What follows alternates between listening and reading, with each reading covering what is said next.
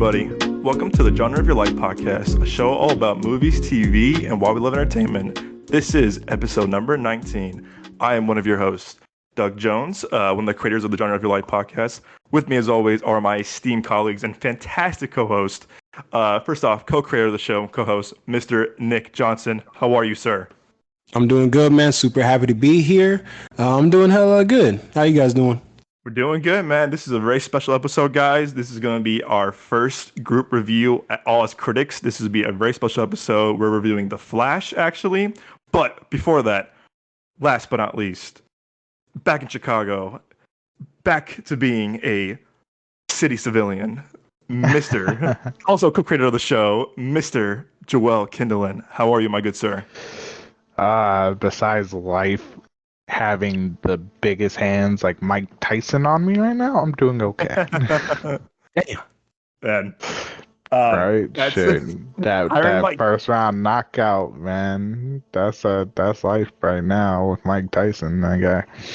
You're Alan from The Hangover, and I'm not calling that because Alan's a big dude. I'm just saying that when Mike Tyson knocked the fuck out of Alan in The Hangover. Did you guys? No, it's a lot worse than that. Did you guys ever watch his fastest knockout? I have. First round knockout, on the monstrous. On the hoverboard, right? No, bro, an actual fight of Mike Tyson back in the day, him in prime time, my guy. Dude, like 3 hits or 2, I don't remember. He just haymakered the dude, knocked out. Anyways, back to what we were talking about. You've seen that video, right, Nick? The hoverboard one. He falls off the hoverboard. Yeah, he falls off. He's like, I broke my back. I broke my back.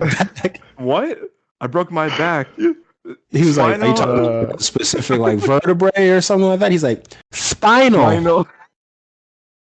Mike Tyson is funny, man. Oh man, I love Mike Tyson. He has his own weed. He has his own marijuana line too, which makes me love him even more. Man. He's like a king up there, huh? Good for him. Man. I love that. Good for Mike Tyson. Hopefully, he gets back into acting. Hangover 4, man, coming soon. Guys,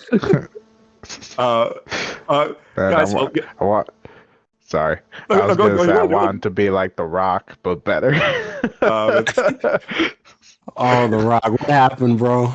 It's going to be Mike Tyson and what's the guy's name from Bad Santa?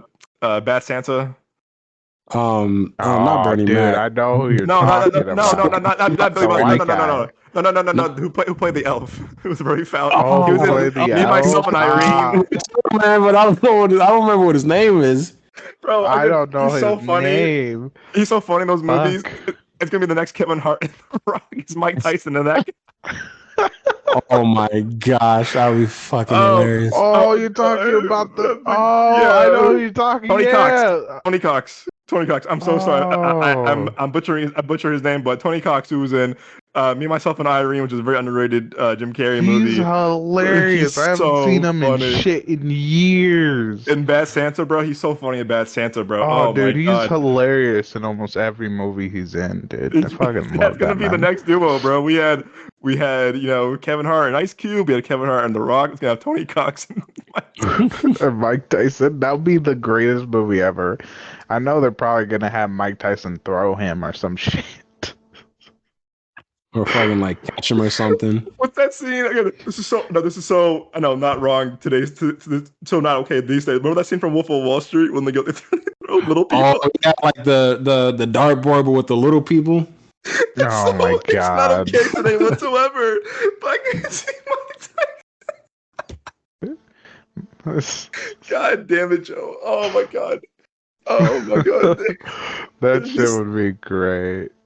Oh man. Who would direct that, bro? Oh my god, that would be my thing. Oh, dude, someone who does not give a shit. Oh my god, it's fucking. You know what? I'd probably see Jordan Peele do it. If he ever wants to get into comedies, I could see him doing that shit. That would be too funny, bro. I don't think people would be ready. No, I'm trying to think of the most obscure director. Like who did the movie Steel with Shaq? Jeez, I don't even know, man. Let me look it up real quick. I don't think I watched that one. Hey, that movie was wild, bro. Oh my gosh. I did not watch that one. What's frustrating about that is, dude, still in the comics, Johnson is his name. No relation. But dude, oh, you want to know something? What's up? There should be one more actor added to them to make it a trio, or just them. Movie. It's just like have Adam Sandler put them both in the same movie, bro. That shit would be fucking hilarious, dude. I love Adam Sandler, dude. He'd make that shit hilarious because think about it, fucking, because he also wasn't it the same guy in fucking from Bad Santa in The Longest Yard, or am I thinking of someone else? No, I'm thinking someone else. Different guy. Different guy. My god, dude! Dude. It would be. I'm trying to think of like some like obscure like what's that movie you made me watch in college? Nick, The Blob. The Blob. Which one was The Blob? Oh, the not like the Hulk ripoff. Were you talking about that? That was the Amazing Bulk. Oh, dude, yeah, that would be funny as hell. That would be too fucking funny, bro. Which reminds me of the movie I'm gonna be recommending tonight. Bro, I haven't even like got to like this. Oh my god, I'm cracking up, dude. The next Cocaine Bear movies will be this movie. Jesus, I saw that movie, bro, because my brother has Peacock. My God, that shit is crazy. Dude. Oh man, I can't think of an obscure director that we haven't seen in forever, but. Oh man, this can be a come on, studios, finance this movie with Tony Cox and Mike Tyson. That'd be great. It could be a Tubi movie for all we care. Tubi's the free. We better be in the credits and get a little bit of cash for this idea. Like My Name and Transformers. Oh my god! Right. Oh man, that's another story. But yeah, thank you. Watch it be your same company, fucking production. Dude, I really hope not. Oh my, hope not, dude. Anyway, guys, again, if you're a first-time listener, welcome. If you're a returning listener, welcome back. As always, you can find the show on Spotify, Apple Podcasts, Google Podcasts, Amazon Music, or your favorite podcast platform of choice. While you're there, hit that follow, like button. Leave a review, rating, helps us out, helps the show out tremendously. We've been growing the show a lot this summer. We're going to be posting more out-of-theater reactions, more reviews. We're going to try to go to more screenings this summer. Both myself and Nick in Arizona and Joel in Chicago. So look out for that. You can find the show, as always, on Instagram and all social medias at Midway Avenue Productions on TikTok. We posted 2 great reviews of out-of-theater reactions last week, Joel's and me and Nick's on Monday. While you're there too, hit that subscribe, follow button. Again, those have a website. You know, guys, so these last 2 episodes that we are giving away passes. Is that giveaways? Oh yeah. We have one last one. It was yesterday, I believe. We have one more screen to give out. It's gonna be June 28th for our Phoenix listeners for Joyride. Again, it's a super funny movie. I highly recommend this movie. It was one of the funniest movies I've seen all year. And also last year as well. It's a very good raunchy R-rated comedy to see with a crowd of people. It's getting great reviews right now, which is awesome. It's going to be on June 28th at 7 p.m. So again, go to our Instagram, link tree in our bio. First link will take you to a Google form. Fill out all information. Very bottom will say, how'd you hear about this opportunity? Make sure to put us, the Genre of Your Life podcast, or Midway Avenue Productions, or go to our website, midwayavenueproductions.com. Hit the screening tab. All the way at the bottom, you found the date, June 28th. Click that. It'll bring you to Google form as well. Remember, you can bring up to 1 guest. And stay tuned. We'll probably have more screenings giveaway this summer. The great people at Fox Communications, again, Lee and Allison, who I think the world of, are awesome. I think, again, they're really great partners to work with and to promote these screenings in Phoenix. So don't miss out this summer, guys, on a great opportunity to see a few movies early. Alrighty, guys. And as always, as mentioned earlier, this is a very special episode. This is going to be our first review episode that we have all seen the movie early at a screening. And as critics. First. So Joel saw it first, then Nick and I saw it on Monday. But yeah, we are going to be reviewing The Flash. This is, DC's highly anticipated movie. This movie's been in the works for like almost 20 years. We were still in like almost middle school when this movie was announced probably for the first time. And you know what? It's been a journey for this movie. Me and Nick talked on Monday at the screen that like we've had so many different directors. It was like at one point it was like Jordan Peele. One point it was Rick Famuyiwa. Then the Phil Lord, Chris Miller, Seth Graham Smith. Like so many directors hopped on and hopped off throughout the years. It was like it's never going to happen. At one point, Ezra Miller almost directed and wrote it themselves. That would have been something else if you ask me. But overall, it's been a journey. So then they got Andy Muschietti, who did It Part 1 and Part 2, had huge success, both box office and critical success. They did Mama like 10 years ago, which got him so much praise as a horror director. First time director, horror filmmaker. He's been in horror for a long time. Now he's stepping out to do DC and a big superhero spectacle like The Flash. But before we give our reviews, I want to say one thing, and we're going to move on from this. None of us on this show, myself, Nick, Joel, I believe Moses as well, we do not condone the actions of Ezra Miller whatsoever. They've been causing a lot of controversy the past 3 years with some of his behavior and some of his, being arrested a couple of times. We're going to review our movie based off of their performance and the movie itself. As mentioned, we do not approve of what they have done at all. We wish them the best of luck and hope they get help. It's a lot of things in Hollywood. It's unfortunate, but at the same time, we do not approve of what they have done the past 3 years. And again, episode for another time. Before the show, we have on the show. Me and Joel had a discussion about this. Another episode. We'll see how the movie does this weekend. We'll talk about maybe next week. But again, all three of us, and again, I'm including Moses as well, all four of us, do not condone his actions whatsoever. And we're gonna leave it at that. Wish him the best. And we're going to review this movie of all the hard work that the director, the producers, the cast, the crew, the PAs, everyone involved in this movie. We're going to base it off of that. And we're critics. We're read this professionally. And we cannot wait to review this movie. So, ladies and gentlemen, this is our review of DC's The Flash. And Joel, I'm starting with you because you saw it first. Yes, I did, and I'm also a real big fan of The Flash. I really do love The Flash. 2 superheroes in my family, which is like pivotal, is Batman first, always, and The Flash second, comic book wise. Anyways, my review of The Flash, if no one saw the little video on TikTok or Instagram, I gave it a 7, and has a DC fan, but has this moviegoer fan. I gave it an 8. I thought, has a moviegoer person, it's an enjoyable movie. You'll have fun. You'll enjoy it, especially if you've seen the past, DC movies, with the cameos.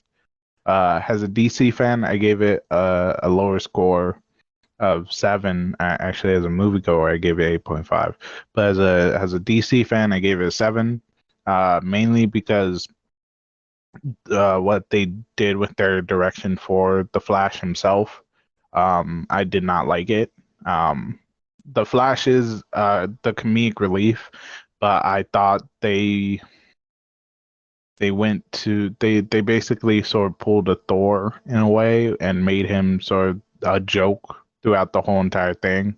I did not like.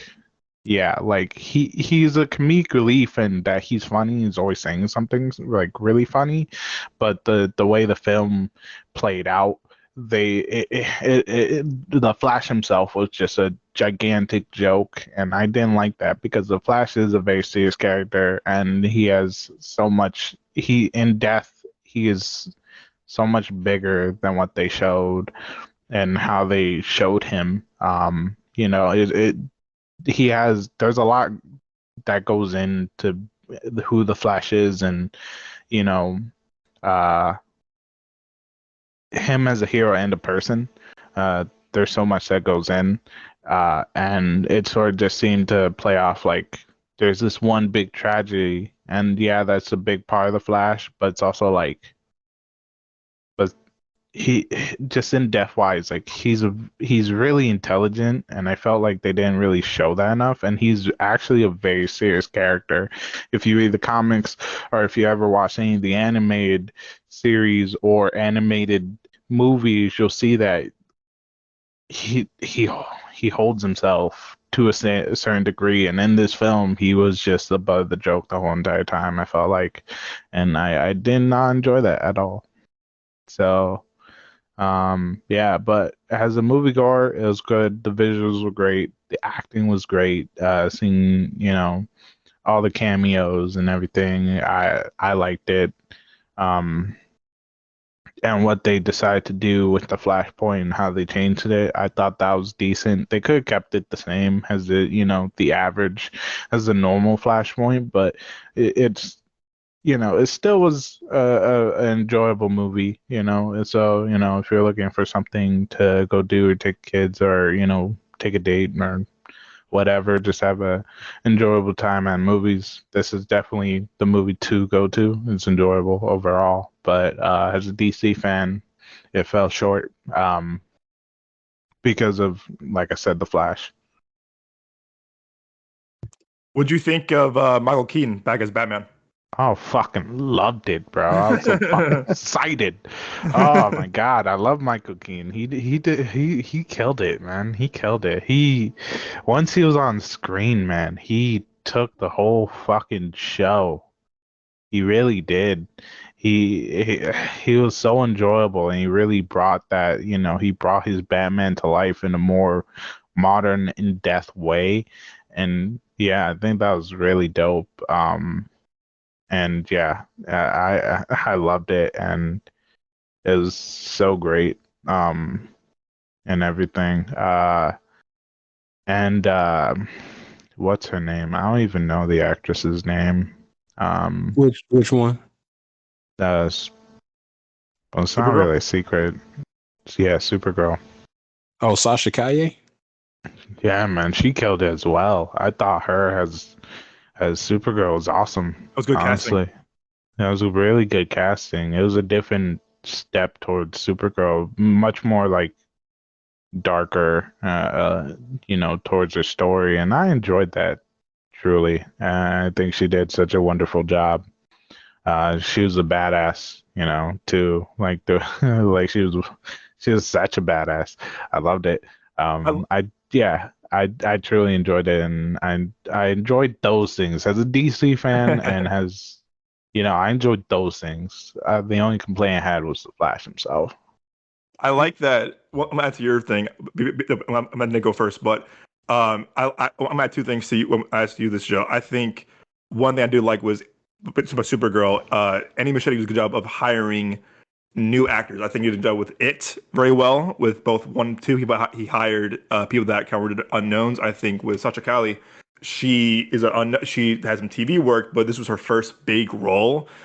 And I'm glad they didn't cast like Miley Cyrus or Zendaya or Jenna Ortega, because I feel like they're already established actresses. They're obviously they're young talent, but they're still working their way up. But they've all had a really big project they've been part of.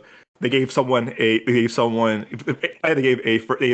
Supergirl, for our first Supergirl on big screen. Well, not a big screen, but like in the DC universe, I guess now, like these movies was I think it was important to introduce that. I mean, even though it's being rebooted, as we all know, but that they brought in someone new and not someone that we've seen before in other movies. Again, like a Miley Cyrus or Zendaya or Caitlin Dever. Where it was a girl that we didn't know. I love that casting an unknown. And I think I'll mention this to you, Joe, to this too, is that I think me and Nick about after the screening on Monday was, I think this movie is what you were afraid of No Way Home. Meaning that, like, remember at one point you're like, dude, I swear to God, I hope they don't have him walk into different universes and like see different Tom Hollands. So I remember that was your big fear, and I was like, oh, I hope not either. So I think this movie is what you were kind of afraid with No Way Home. Would that be fair to say? Sort of, because with Marvel and DC's multiverses, they're very much so different. True. Very with true. DC's multiverses, yeah, they're different people who are usually like Bruce Wayne, but Bruce Wayne is always the same Bruce Wayne. You know what I mean? Unless he like died or something. It's always the same Batman. With like, if you look in the comic books, the Batman who laughed is still Batman. It's still Bruce Wayne. It's still that same person with the same looks. It's just due to Joker toxin, he looks different. Same with the Batman who became Doom, who and other stuff like that. Like they are all the same people. Same with Barry Allen. There's it like. In some universes, they're different. Like we got, what's his name? Jay Garrett has a Flash, but that was like in the past towards that, But overall, DC is the same person through and through. With Marvel, their multiverses constantly change, and and film wise, we have multiple actors.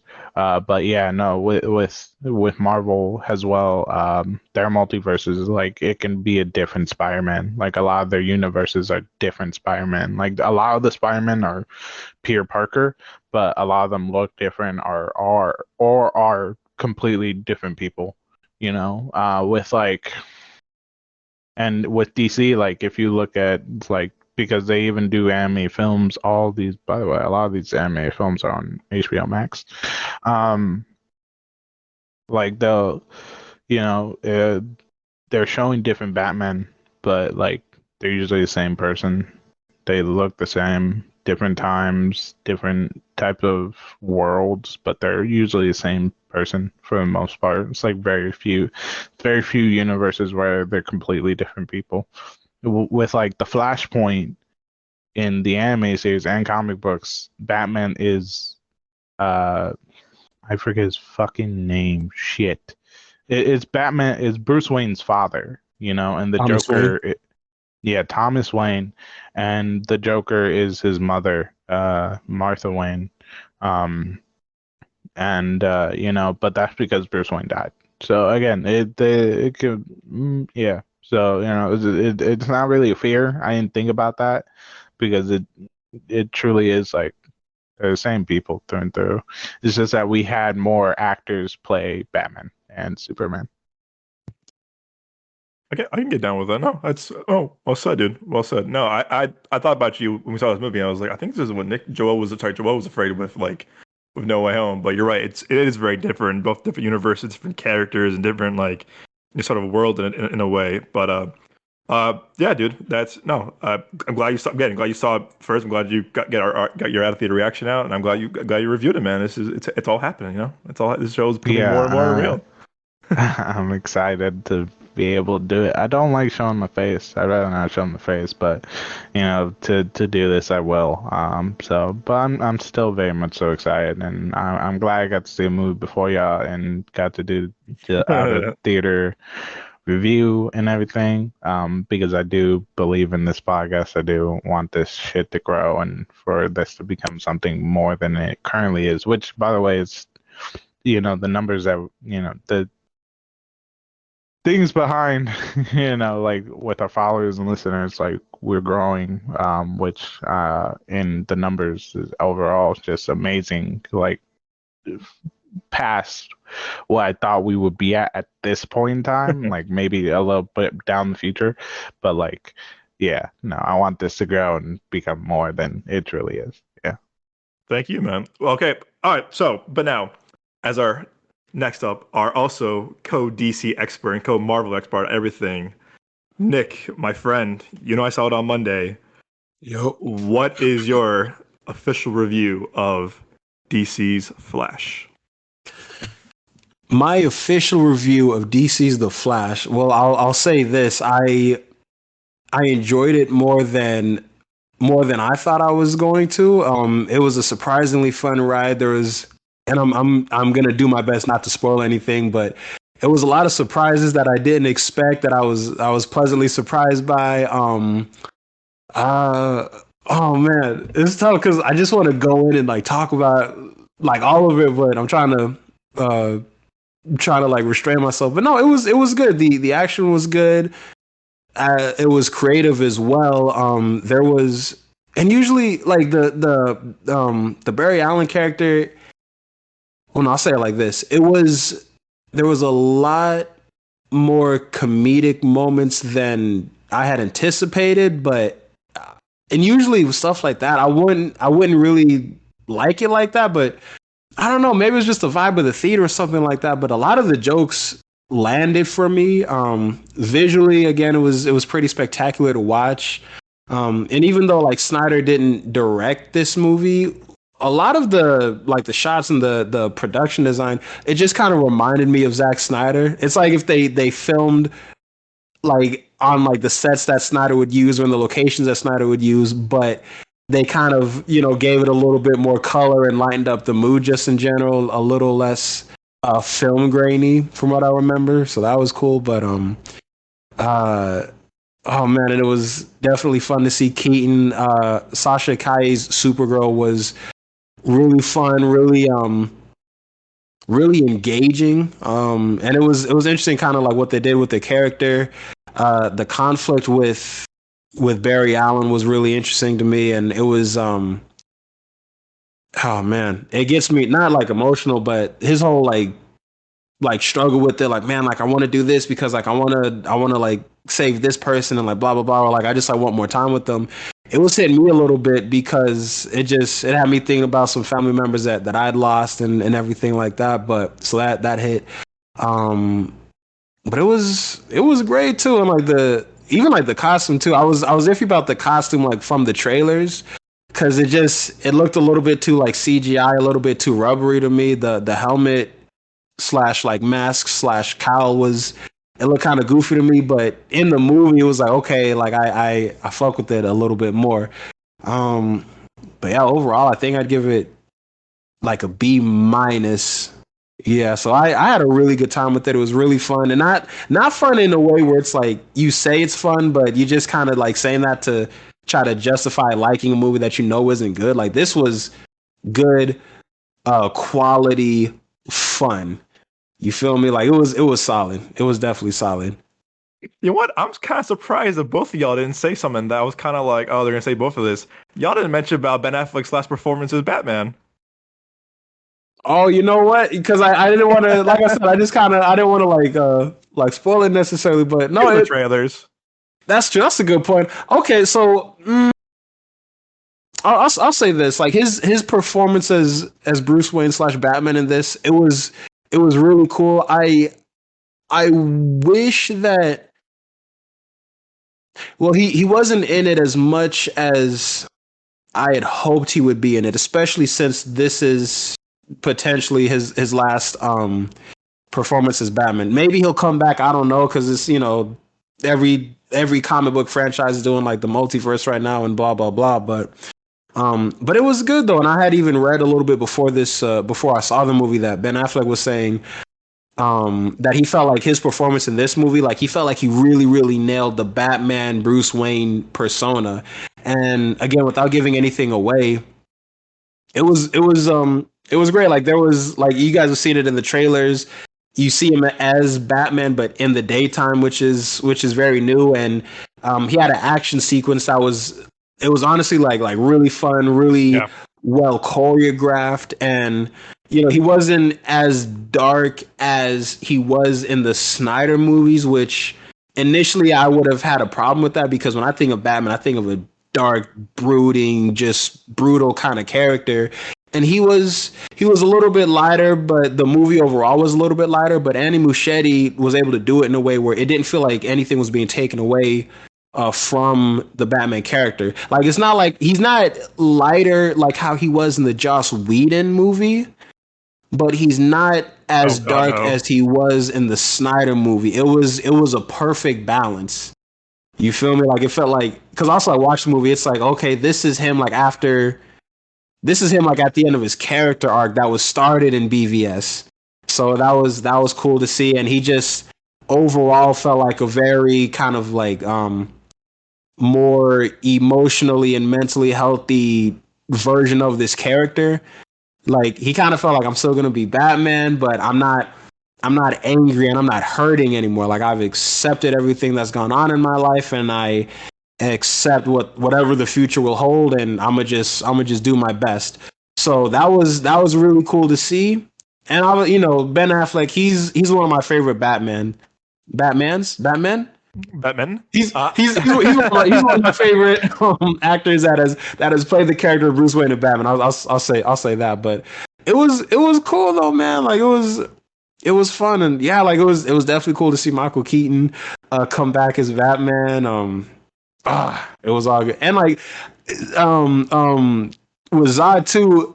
Like seeing him in the trailer, like it's actually Michael Shannon. That was insane, and his performance in this movie, if it didn't feel like it was like a caricature of the version of the character that he played in Man of Steel, because it seems like often when you take like one character and you put him in like someone else's movie, they always kind of feel a little bit different. But Michael Shannon as Zod as Zod in The Flash felt just like Zod from Man of Steel. Different circumstances, obviously, but it still felt very true to the character.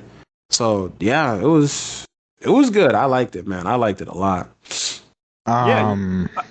It was funny. I think Ben Affleck is Joe's favorite Batman.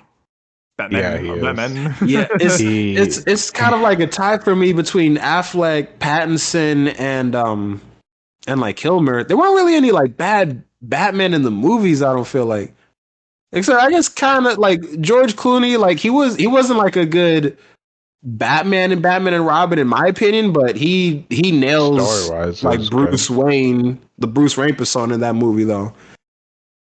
Yeah. Mm-hmm. I can see that. Yeah, I think you're right. There isn't really a bad Batman.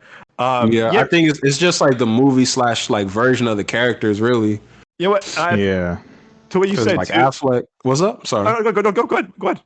No, because I was gonna say like Affleck. He was a really good Batman because he was really like the first Batman we'd seen in a live action connected universe. Yes. And he was like, he was the Frank Miller one. So that was just cool to see basically brought to life. And then Pattinson is a great kind of more real world, more grittier version of Batman. And like I liked his performance as Batman a little bit more than Bale, because Bale was obviously grounded and realistic, but it didn't feel as like gritty and grungy like Pattinson did.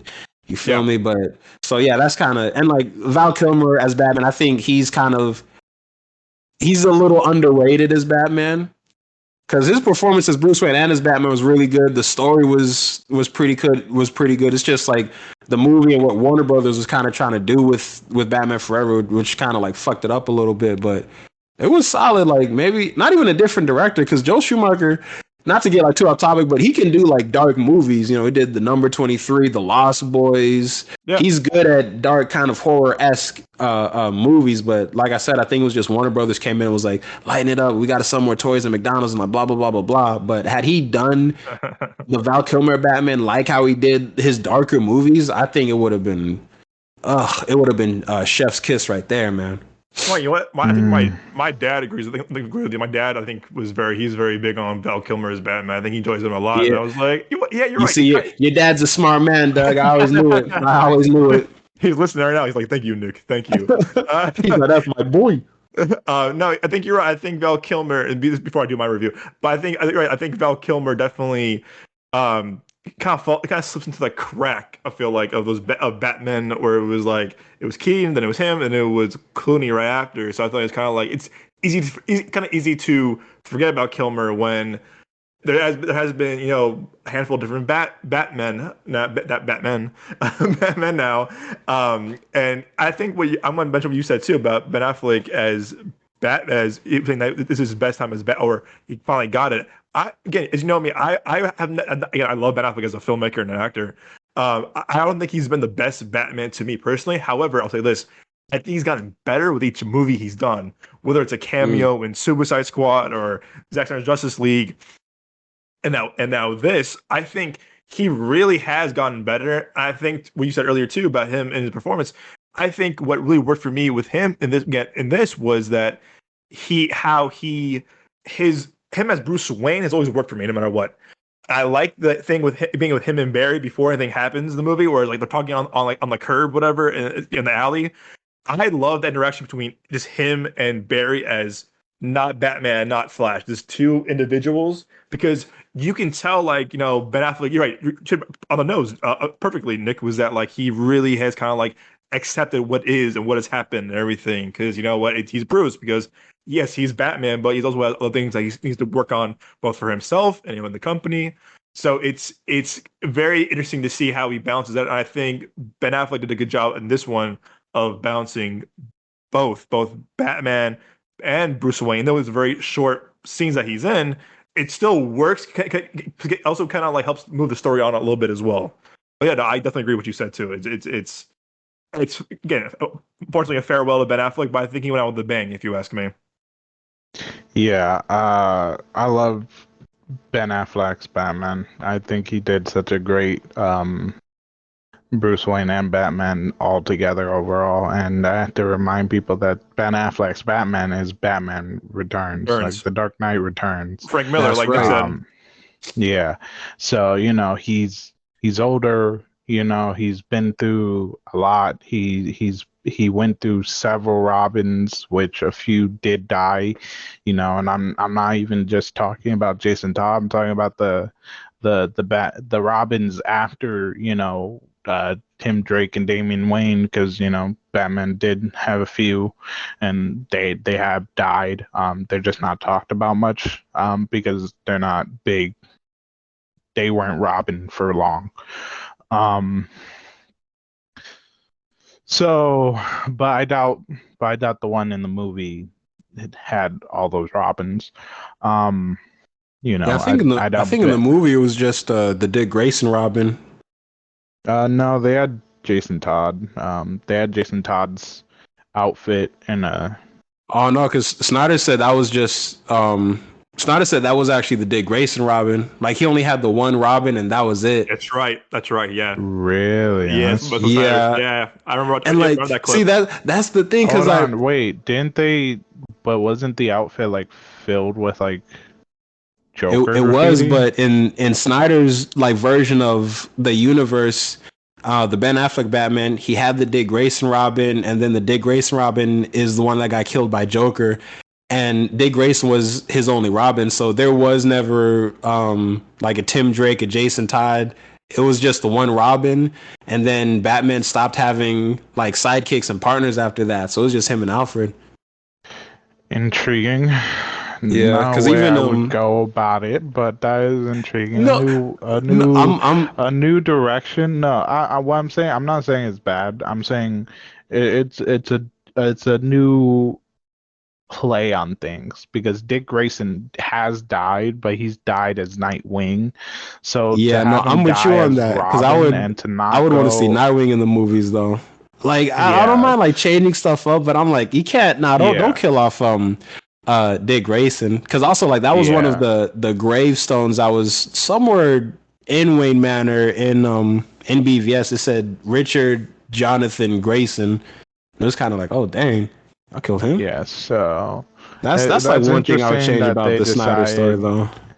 Yeah, it's interesting that he decided to go that direction. Okay, so yeah, so he did lose a Robin. But for this one, which I like, is that because of being a superhero and working as a team, Batman has lined up. He has accepted them into who he is, which I think Ben Affleck portrayed really well, because if you watch the Justice League movies, Batman is dark and brooding, but when it comes to the team, when it comes to his best friend Superman and like other members of the team, he when it comes to those moments where he has to connect with them, he does better, and so I think that's really good. I think they portrayed that really well. I agree with Nick when he said I would have liked to seen him more in the movie, because it was just a small thing, not very long, not so huge. Like Ben Affleck, his Batman is he is not important at all, which hurts me to say, because I do love his Batman. I think he does fantastic. The dark and brooding, but also like now in the Flash, a lighter Batman who has opened himself up again as a person. It breaks my heart to see him go. I really wanted to see him play Batman more, because he did just a fantastic job. Ben Affleck is such an amazing actor. Yeah, no, it's sad to see him go. I thought he was the perfect Batman, but other people didn't agree, and production didn't agree, and everything. So we sadly don't get him as Batman anymore. But if they do dive into the multiverses, we might see him, like Nick said. Also, I want to add one more thing. This isn't about Ben Affleck or Batman. Well, sort of about Batman. I'm sad that we didn't get a little notion of Danny DeVito's Penguin. Oh, dang. Oh, in yeah, this movie. Yeah, dang it. Yeah, it was because that movie was so good. Batman Returns, and Danny DeVito, even though it's not really Penguin, he killed it. That movie is so good. And I was having a conversation with my sister's boyfriend, Michael, because he was the one who went with me to the movies. I was trying to remember whose Batman had the nipples in it, and I looked it up. It was Val Kilmer's. Yeah, that was Kilmer and George Clooney right there. Outfits have nipples. Clooney had it too, yeah. Bro, the first my introduction of Batman was the Clooney movie, and even as a fucking 3-year-old kid, I was like, Mom, horny. Yeah, I was like, Mom, why does he have nipples on the suit? Oh, it was just my introduction to Batman with Michael Keaton. Yeah, mine too. Batman Returns with Danny DeVito. That was my introduction to Batman. Y'all are the lucky ones, then, man. I got fucking Batman and Robin. Like, this is. Why is this man nipples always hard? I was so confused. Is there a breeze? Is it chilly up in here or what, man? God dang, freeze, man! I didn't know his presence created this bad of a effect. There was a wind chill advisory in effect. There was. Let's never forget Arnold Schwarzenegger's Mr. Freeze, my guy. God, dude. Hot Jim Carrey, dude. Jim Carrey was Riddler. Jim Carrey was Riddler, and who was Two-Face in that? Who's Tommy Lee Jones? Yes, Tommy Lee Jones. Yes, thank you. Always forget that. And then wasn't oh my god, who played Poison Ivy in Red Robin? Uma Thurman. Yes. Thank you. And then oh my god, Clueless. No, who played Batgirl? It was Alicia Silverstone. Thank you. Yes, thank you. Then all these hot actors, and they were like, yeah, let's put them in these movies, which is kind of different now. I feel like, where it's just like whoever's hot right now, let's put them in a superhero movie, and that's so different now. I feel like nowadays, it's like no, we're gonna find someone who actually has like maybe an unknown whatever, but that's just me. But all right, so for my review, so again, I might ramble a little bit, so bear with me, guys, and to our audience. This movie was one that I was hyped for, for a while. I wasn't as hyped as I was for like maybe a No Way Home or like the Suicide Squad or even BVS, if you ask me. But I was looking forward to it because I like Michael Keaton a lot as Batman. While the controversy too, I think Ezra Miller definitely is a good Flash. I thought they were great in Justice League, Zack Snyder's version, and I thought his cameo in the OG Suicide Squad was also pretty entertaining for a little short cameo that he was. I don't think before going into this, all we heard was best comic movie ever. Like it's gonna change the game. I disagree on that on every level. I think it's definitely. I'm with you on that. Right? Mm-hmm. It's not the best one. I think it's an entertaining one for sure. I think a little too hyped. I think WB was smoking their own supply a little bit, where they were like, "This is the best movie ever!" Like, "Oh my god!" And it was like, "Oh, this movie's gonna change cinema." And I'm like, "Nah, I don't think so." I was like, "That's a very very high thing to say," and I'm like, "No, I don't think so." I do think it's a little over. I think again, it's too high from before the movie even came out. The screen to fans and critics. I think even as CinemaCon, they wrote CinemaCon, they were not CinemaCon, they were like saying like, yeah, it was good. It's not like it's game changing.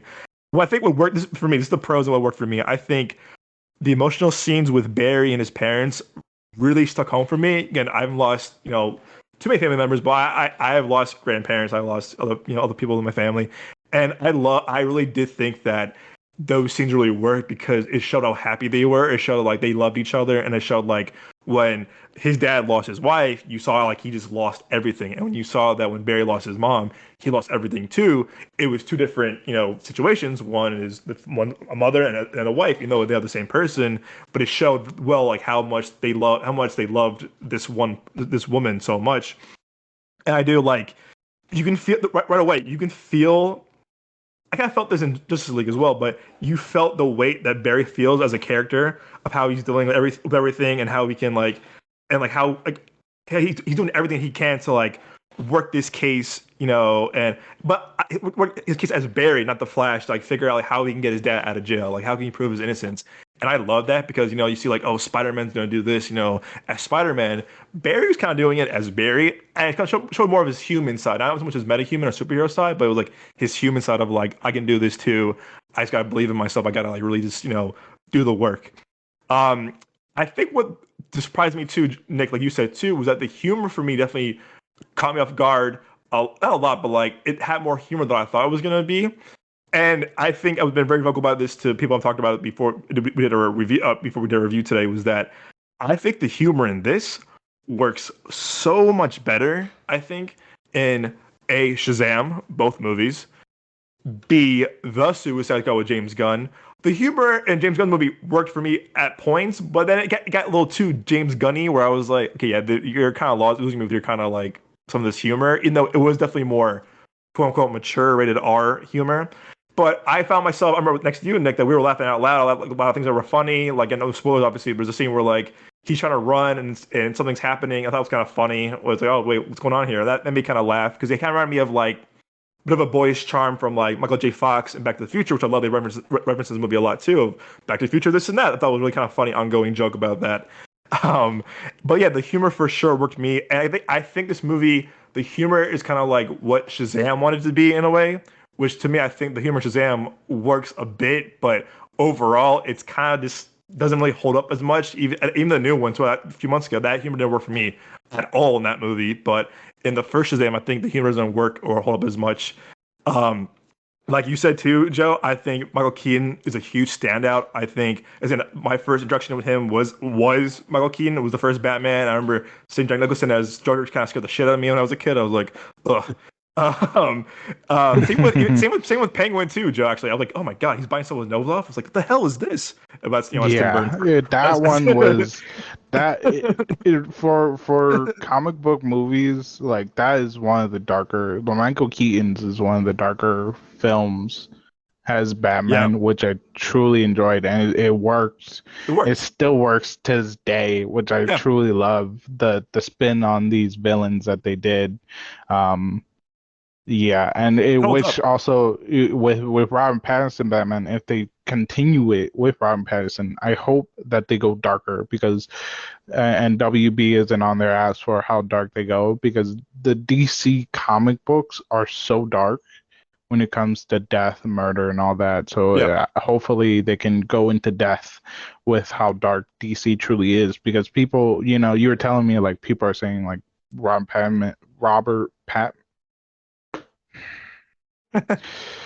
Pattinson, thank you. Fucking English, my first and only language, and I still suck at it. Robert Pat. Fucking, I lost it. Whatever. You guys know what I'm saying. His Batman. She good. Yeah, his Batman was dark, and I saw it, and I was like, okay, it's dark, but like for me personally, like reading comic books and knowing what I know about like the DC comics, like I was like they're dipping their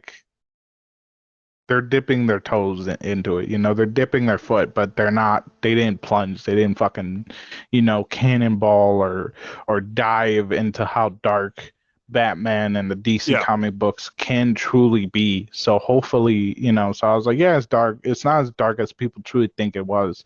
So I'm hoping, they take what they've learned from the first one, and they've learned from, hopefully they look back at Michael Keaton's Mr. Mom, Beetlejuice, right? Michael Keaton's Batman, and they go like, we can do fucking better, and they just go balls to the wall and go crazy with how dark it can truly be. So hopefully you see that. Just wanted to add that, but yeah, no, I'm glad you thought so as well. Mike Keaton just stole the show, killed it, and I think. And this is what, again, I loved how, like, this is what, but it's part of my real, that I loved how Muschietti brings him back. He brought him back in a way, it's kind of like, to me, it's different. I know it's definitely different, but to me, it was kind of similar to a way of Andrew and Toby in No Way Home, whereas that I kind of felt that he got kind of a bit of a redemption in this movie, whereas like not like redemption, oh, like, here's redemption, but to me, it kind of felt like Michael Keaton wanted to play Batman one last time. He wanted to do it one more time. He wanted to, like, bring him back, at least bring him back again. And I love that it felt like it was kind of redemption for Michael Keaton, because it's been, now let's see, almost 31 years since the last Michael Keaton one, and I love that because, like, you can like. His performance kind of wrestling kind of warmed to me. It was like, you can tell he's kind of broken, but he wants to come out of retirement, but he doesn't know how. And it's like, I think it was really cool seeing him as Batman again, because you saw him having fun on screen, and that he was kind of waiting for something to bring him back as Batman. Both, I think, as an actor, Michael Keaton, but in the movie as well, Bruce Wayne, is that he was waiting for that one moment to come back as Batman. He didn't know what it was. But it was this instance that brought him back as Batman, and I love that, because I think you can definitely see him both on screen, both as a character, but as an actor too, is that he really does bring something kind of special to this movie. And I love that. I think, like, remember the movie? But you were screening too, Joe. But on our screening, bro, when he goes, "Yeah, I'm Batman," people went fucking nuts. Like, bro, the dude right in front of us started a fucking, like, riotous applause, man. He was like, "Yeah, I'm Batman," and it was like 2 seconds of silence, and then the dude, because I saw him do it, the dude in the row in front of us, like 2 seats to the left, he's like, "Yeah." And then, like, everybody was just, like, applauding, bro. Like, the seats were shaking, man. Oh my gosh. They were in IMAX too, and it was louder than the IMAX. I was like, God damn. Oh, yeah. Tell you, man. Eardrum started bleeding a little bit because of how loud it was, man. I don't think my crowd went as crazy as yours, but there were quite a few cheers, so people were really happy, and like, oh man, just I kept it contained. I was like, yes, in my like, I was like, yes, but I kept it contained. But yeah, and also I don't think it's a redemption. I think what Michael Keaton wanted, and what Batman wanted, and I think overall, I think they wanted a good send off. I think we didn't get, with a lot of older movies, when we do get characters, we don't get them. We don't get to say goodbye to them in a way. It's just like, all right, that was the last movie. Fucking all right, that's it. And so I think Michael Keaton was seeing the new Batman, wanting to do Batman again, and to do more current, like with the CGI and how everything is. Like, I think that's what you truly wanted to do. But yeah, I think it was a good send off. I think it was amazing. It was a perfect send off for his Batman. So I truly did enjoy that. Yeah, and also his way of fighting. Yeah, dude, it was way better than this. Yeah, it was so fucking amazing. Stunt work was so fucking amazing to show how different Batmans have to fight, which I do love that they added, because it was different. With Spider-Man No Way Home, we got them. They fought the same, they swung the same in a way. You know what I mean? Yeah. Besides Tobey Maguire's like, oh, I don't have like a little, just comes out. That was really the only difference that they showed with, but like has Batman they showed his fighting differently because his technology was different. So, you know, it was a little older, out of date, and wasn't, you know what I mean? But he still whooped ass and still killed it. Like, you'll love his fucking fight scenes. Yeah. So I think they did that really well. So overall, just such an amazing send off. Yeah. I do think I'll go to my review, but before I do that, I want to say one thing. I do think out of all the Batman, I do think Ben Affleck has the best fight scenes. 100%. Oh, for sure. I think Ben Affleck has the best Batman fight scenes. Okay, I love Bale, but when Chris Nolan decided to direct his own fight scenes of those movies, the first two especially, you're like, okay, it's stiff. It's very stiff and it's very kind of like not so much okay, yeah, he's kicking their ass, but I think again, I do think that with Ben Affleck's fight scenes both in Justice League and BVS, Ben Affleck is murking dudes. Like he's murking dudes in that warehouse scene especially. Bro, I remember, like before I think it was either before. No, it was a little bit after BVS came out, man. Someone had asked Morgan Freeman, like, "Hey, so, like, who would win between the Bale Batman and the Affleck Batman?" And Morgan Freeman was like, "Oh, Bale Batman, 100%." And I love Morgan Freeman, but that's one of the biggest caps I done ever heard, bro. Yeah. Dude, like and not taking anything away from the Bale Batman, but he wasn't like brutal like that. He was just kind of like he just fought differently, and that's what threw everybody off. But like Affleck, bro, he came in like he was literally killing people in that first one, man. And like, dude. You feel me? So I'm like, nah, like if it was like the Affleck Batman, he would have whooped Bane's ass from the Nolan films. So if he could kick Bane's ass, he would definitely be able to fucking take on the Bale Batman. Like, dude, because also like Affleck, he just had a brutality about him that Bale didn't have. He probably had at least like 20-30 pounds on Bale, bro. Like, no disrespect to Bale, but like, nah, Affleck would have fucking killed him. Yeah, which makes me want to go into fight choreography. A little bit of a conversation about that, because I've been watching, TikTok like I'm always on, because nothing on YouTube, nothing on streaming right now that I want to watch.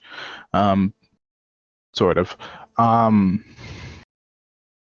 Is that fight choreographies need to be updated, and to see Ben Affleck's fight scenes and his fight choreography, even though it's not very long, it was really good and gives me hope because I saw this TikTok about a guy. He was talking about different movies, how like the more memorable fight scenes, and he uses some of I think he uses like one or two Jackie Chan's movies, is that most of the fight scenes, like the memorable ones, aren't just like these constant like hits where, you know what I mean, like with the fight, it's like it's a real fight, you know what I mean, where a lot of shows and movies fail is that like it's not really a fight. Like if you think about Cage, you know what I mean, the show, Marvel show Cage, that shit sucked, and the fighting was so dull and boring because all that man really did was throw people into a wall and they were knocked out,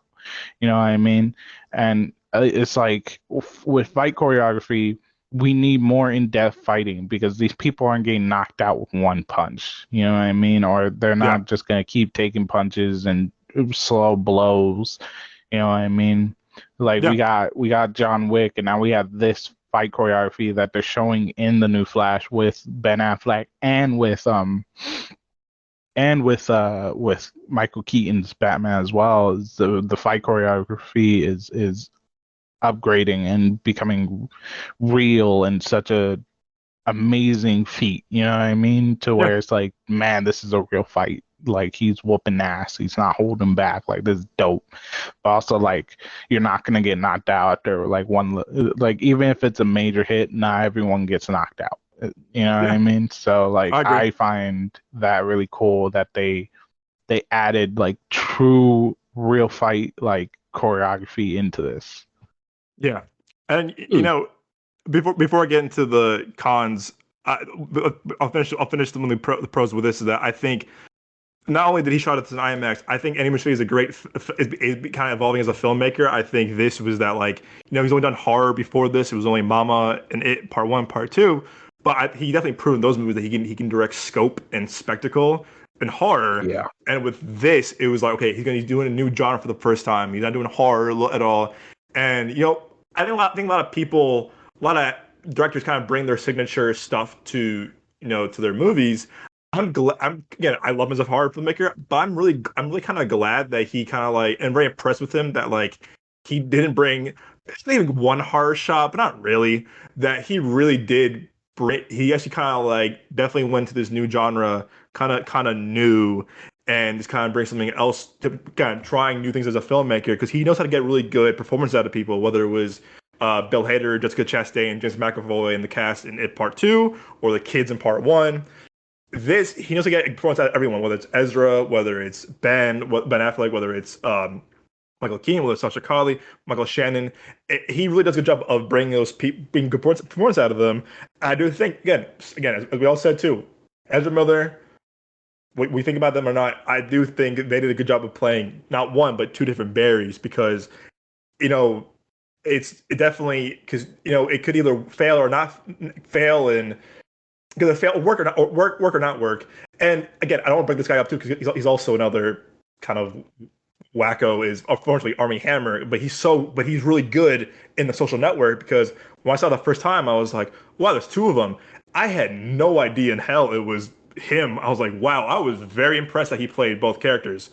Same thing with this movie, way different movie, obviously, but the fact that they're playing two Barrys was very impressive to me of like, wow, like they're able to play off each other very well and differently, but it is the same character to the core. But I thought to me it was very kind of, again, I thought Michelle did a good job of directing that part of it, of the two different Barrys, how they're interacting, how different, how similar they are. And at the core of it, they're just kids that really did not are this imaginable, imaginable power. I mentioned Ben Affleck's swan song. I thought it was nice to see him go off. Again, as Joel said and as Nick said too, a lot of cameos, a lot of surprises. Again, I do think, as we said last week too on the show, avoid TikTok, avoid Instagram if you don't want to see this movie. If you wait till this movie, see the movie after the weekend because I'm already seeing things done posted. It's just like, come on now. It's like let people see this movie for themselves and then go for it. Again, as we said earlier too, Sasha Calle killed it as Superman. I thought her acting was very strong. I thought she showed rage, anger, and hopefulness very well. So excited to see what she does next as an actress. I know Nick will agree with me on this later too. Is that Michael Shannon as Zod is still one of the, if not best superhero villains ever we've seen on screen. I think what he brings in Man of Steel is incredible. I think he brings so much, also again rage and threats and evil to not evil, but like you can tell where he's coming from in Man of Steel, but at the same time, you definitely know he wants to commit genocide almost everyone. But as a villain, you can so see like he lost everything. He lost his planet. He lost his people. He lost so much. But he brings to something like it's like human, but like humanity to Zod, which was like this like I'm going to destroy the world because I'm evil. No, you saw it's kind of like Thanos. You saw his points to a degree. You don't agree with him whatsoever, but he's such a good actor is that he brings such a good range as a villain. Michael Shannon's great at anything from Premium Rush to this to 8 Mile to Knives Out to George and Tammy. He's such a good actor where it's like I'll watch him in anything because he really is. He's such a versatile actor. He can be anything. But yeah, I'm giving again before I get to the cons. Go to the cons first. So I think what really stood out to me, I think like people said on TikTok and Instagram and all the reviews I'm seeing is that this CGI kind of was whack.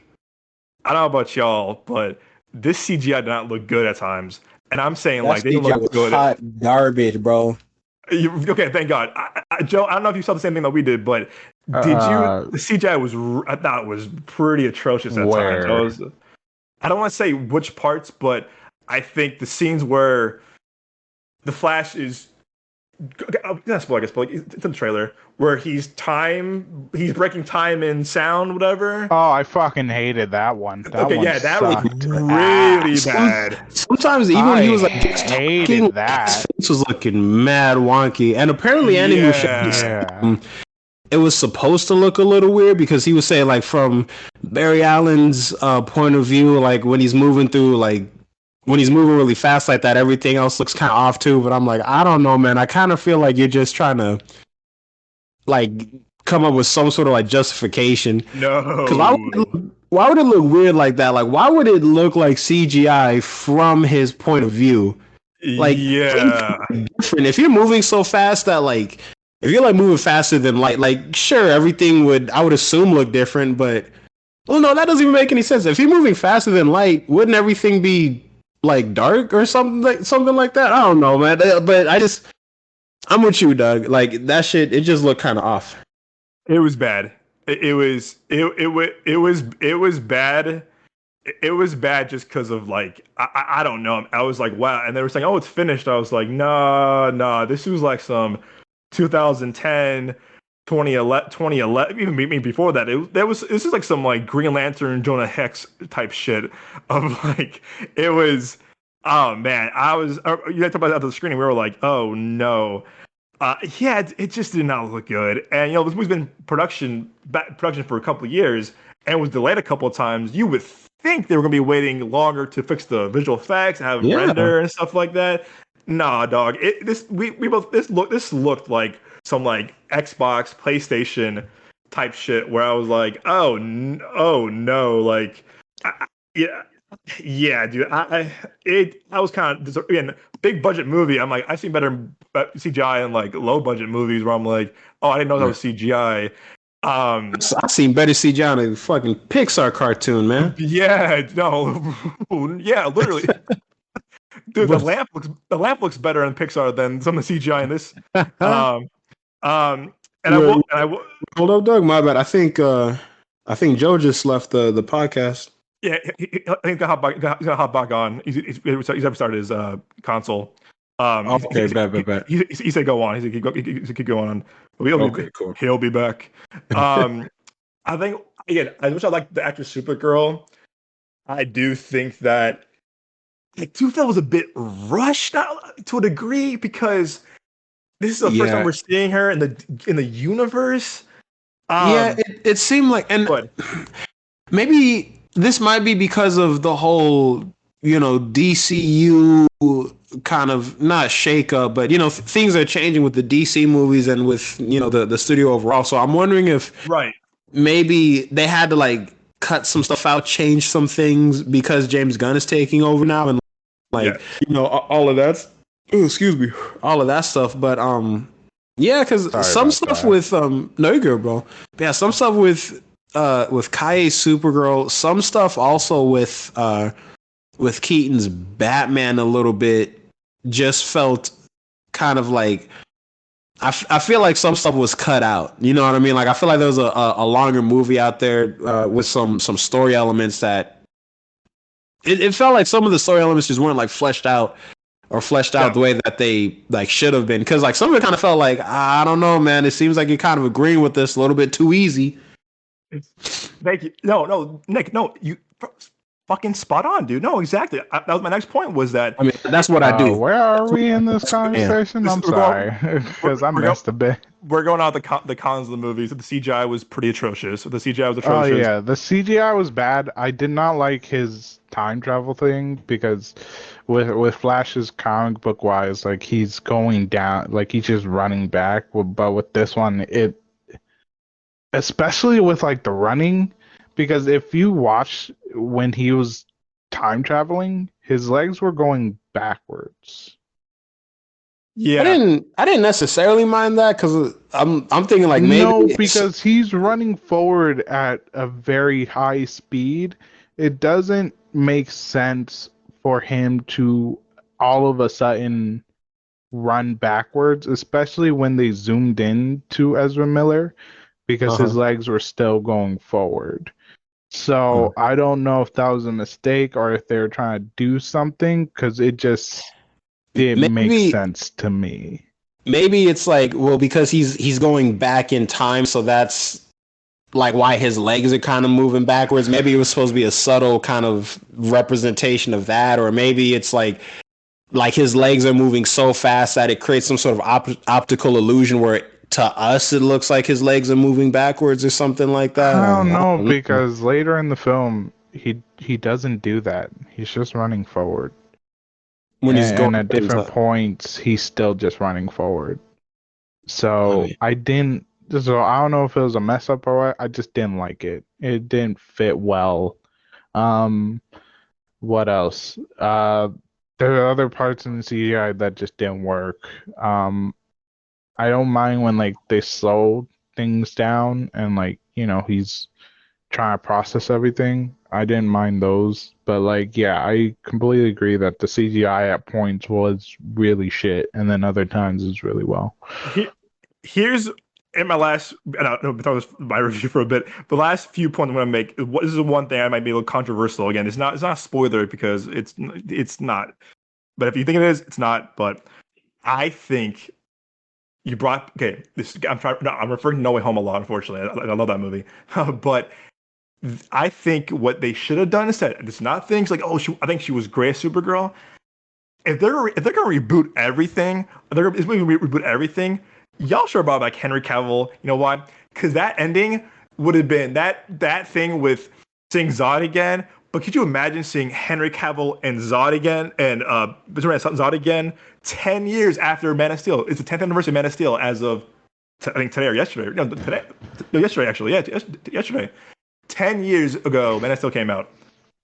If you're gonna reboot everything, I think to me as fans and to the movie itself, the payoff would have been getting a bit more if Henry Cavill came back as Superman and we saw him and Michael Shannon as Zod one last time, because we've seen how crazy it was in Man of Steel, but just I do think that. She was powerful. She was badass. Trust me, I completely agree. However, if they brought back Henry Cavill for this, kept that a surprise. They had No Way Home with Toby and Andrew. Didn't put up the marketing, and they brought him back, and we saw him and Zod one last time. I really think that would have been something special. Like, we're rebooting anyway, so fuck it, why not? I don't know. Yeah.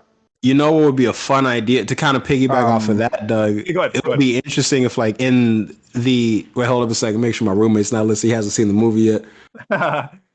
Hey, yo, Jake. Okay, we're good. It would be dope if, like, in when she like meets General Zod in the alternate reality or whatever. If oh no, this is a spoiler, huh? Yeah. No, okay. No. Yeah. Tread lightly. Tread.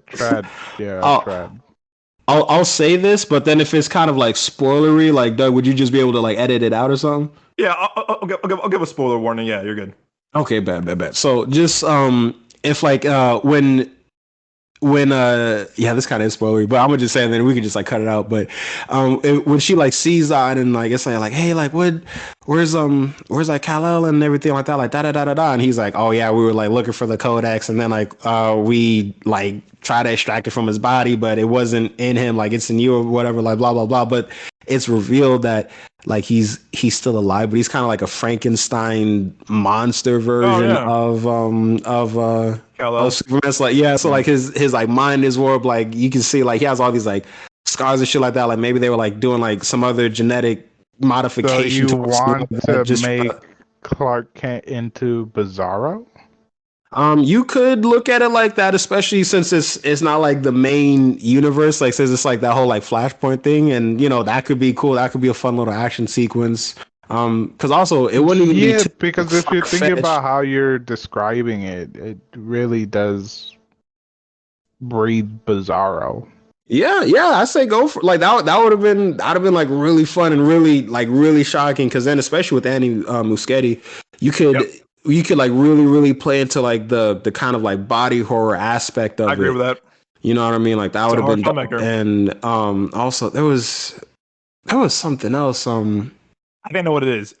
Is it it's my last point too. Well, one thing was it the thing that how it felt edited out at times. Because I mentioned this after the movie on Monday. You said it kind of felt like it was edited out a little bit because of the regime change.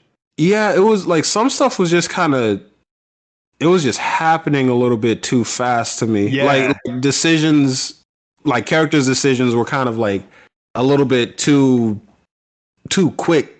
I'm like, you're not gonna like think about this first or process the information or whatever. It was like it was no spoilers. It was just like, oh, you mean this? And we're like, that was pretty quick. That that person just caught on to that real quick and explained all of this over a meal. I was like, we're like. But I think but Nick, but you said it on Monday, and it was in my head all week. I was like, Nick was so right. I felt like this movie was being made under a different regime at Warner Brothers. It was Jason Kilar who kind of fucked WB over the whole day and day thing on HBO Max. So that this movie got greenlit. It was being filmed during COVID and also during that regime. Movie was still being filmed. It was finishing up. Then Discovery bought Warner Brothers. Everyone at the whole Warner Media lost their jobs. They got moved out. He brought in all these new people. So then, this movie's still being kind of filmed. You hear about reshoots, you hear about editing, you hear about all stuff. Ezra Miller is now doing all this bad behavior that they were doing. And now, then, you're still doing stuff, tweaking stuff. Then, boom. By the way, James Gunn is now head of DC. What? And again, this movie still has, that came announced, that was still October. Now it's June. I believe you said, Nick, I think this movie was not Morbius, but to a degree, where I think a lot of things were being changed because, like you said too, Nick, it's not spoiler alert either. This was public knowledge for like years.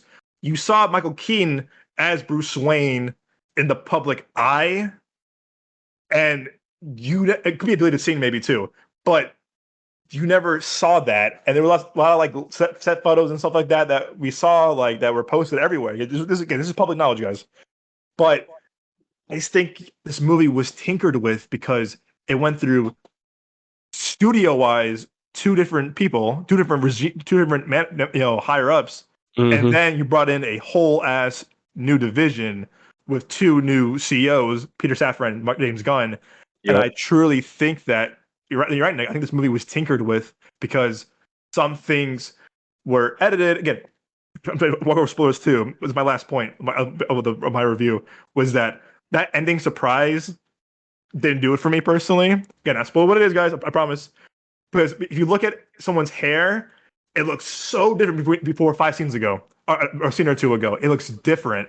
So I was like, this surprised me. I thought Ezra Miller's hair was a bit short at points. I was like, am I tweaking? I think they were reshoots.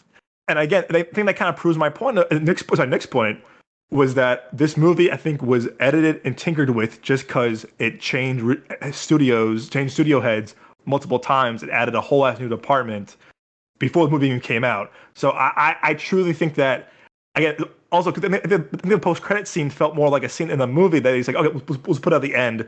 Or they maybe changed something because Batgirl got canceled. I don't know. I truly think that this movie's ending, or maybe third act, changed a lot because of the changing of guard at Warner Brothers and hiring James Gunn and Peter Safran as CEOs.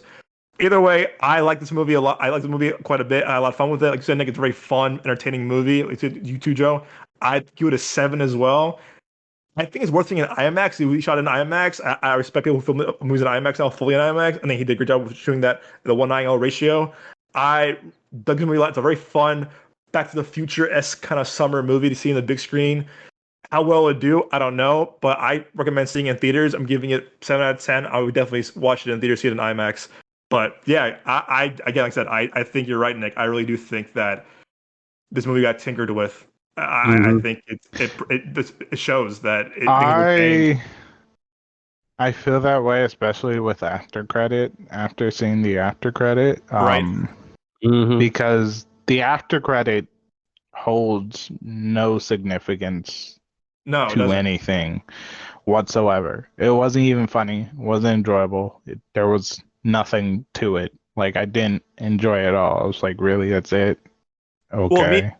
Well, Nick and I said in our after reaction, we both said, like, you don't have to stay for this. I mean, if you're interested, intrigued by it, go ahead. But if you leave the theater You won't miss anything. You won't miss anything. There's nothing. Nothing. It's nothing for the next movies. Not like there's nothing. It's nothing important. Like you really don't have to stay. If you want to, go ahead, watch it.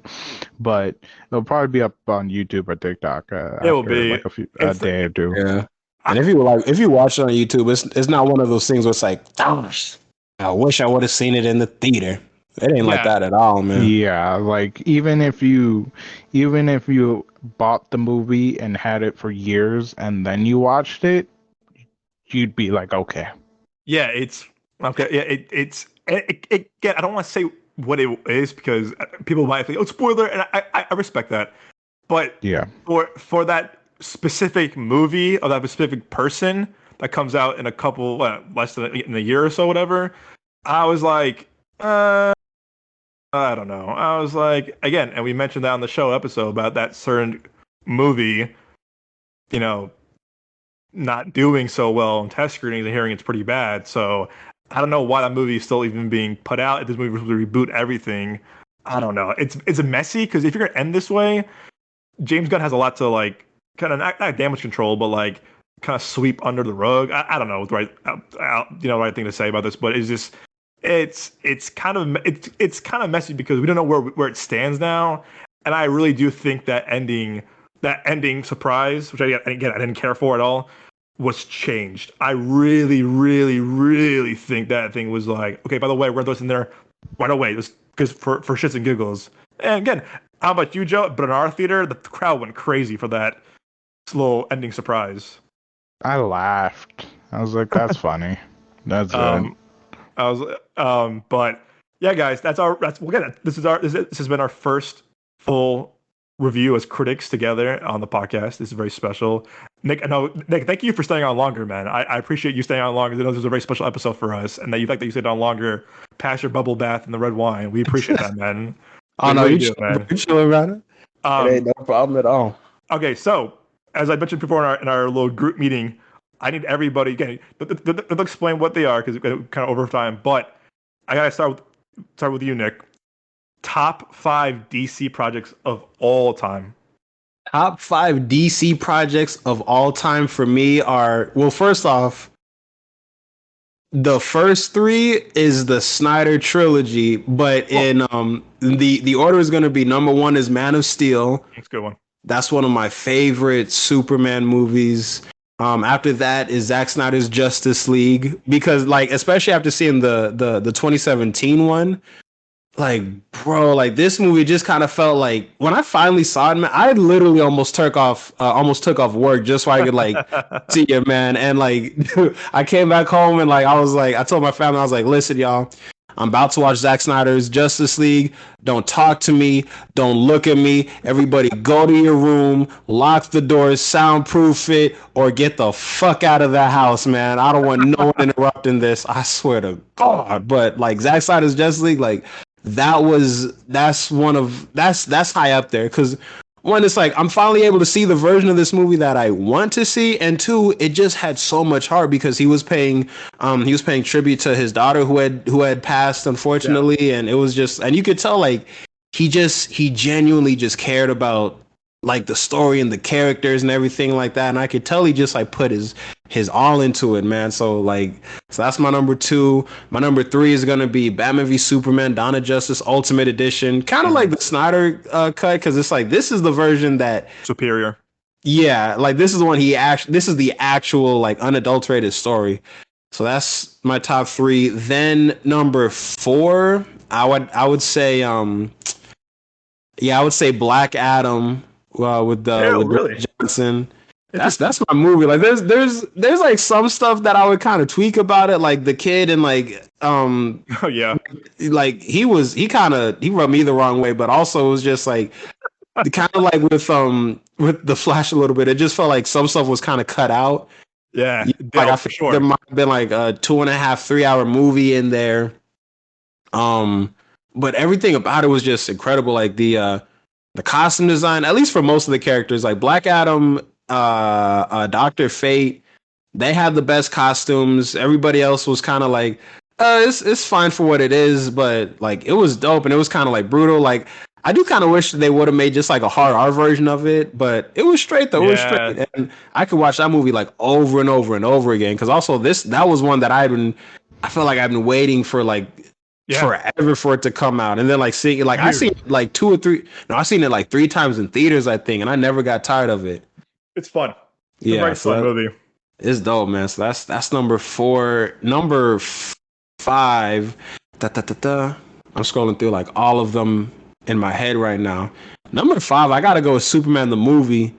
Christopher Reeve, because also like that's the classic, man. That's like, it's John Williams score, bro. I listen to that just in my free time sometimes, man. But like it's like the perfect film depiction of Superman. Like he's everybody's friend. He's just like, I'm just here to help out wherever I can. I'm not trying to be a celebrity or nothing. I'm just trying to be a good dude.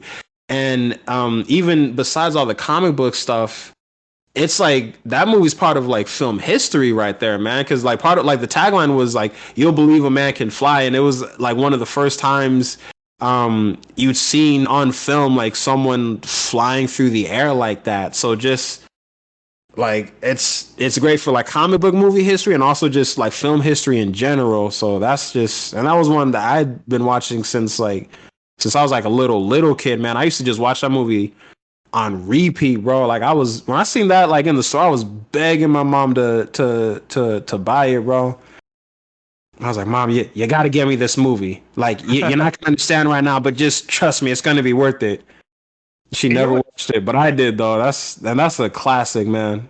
You know what's crazy too? I'm kind of quoting Entourage a little bit too. Is that when actors kind of put down Marvel movies, people forget Marlon Brando was Jor-El in that movie, and people kind of forget like one of the greatest actors of all time, and also the guy who wrote the book and screenplay of The Godfather. Wrote the movie.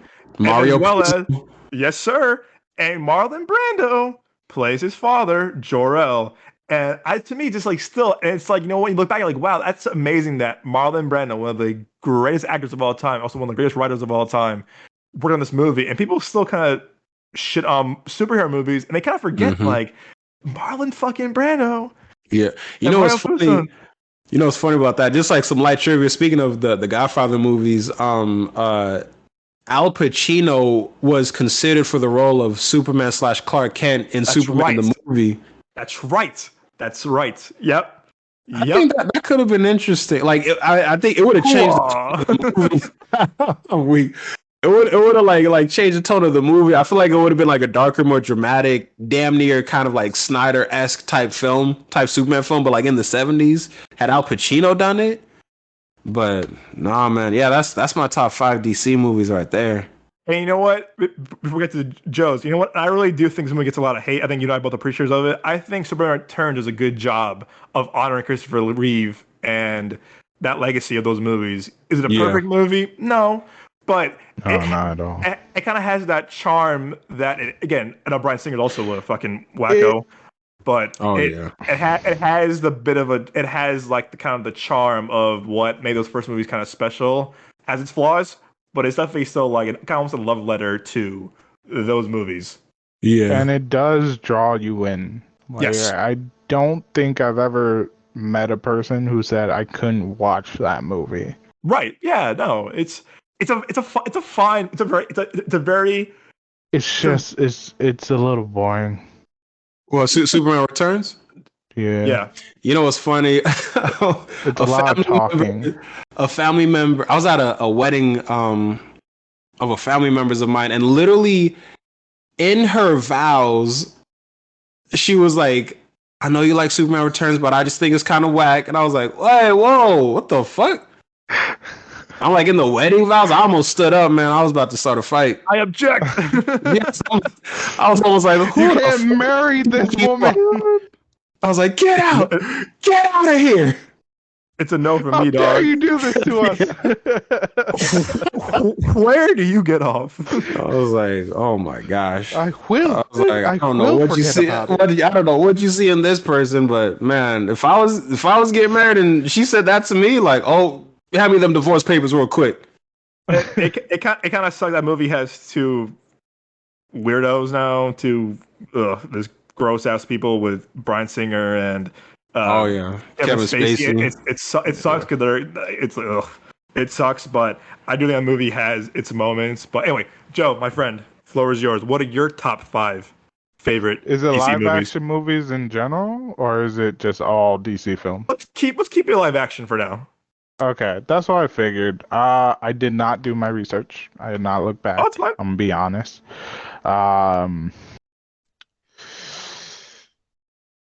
It has to be. Fuck. Constantine. That's a good one. That's a really good one right there. That's number 1 for me. Wow. Okay. They're bringing Keanu Reeves back. I love that film. I've watched it so many times. So I'm happy to see him come back. Hopefully they do right this, with the next one. Hopefully they keep it dark still. So yeah, Constantine. What else? The Losers? No, I'm joking. Oh my god. Kind of underrated a little bit. I'm not gonna lie. No, I was joking. The Losers.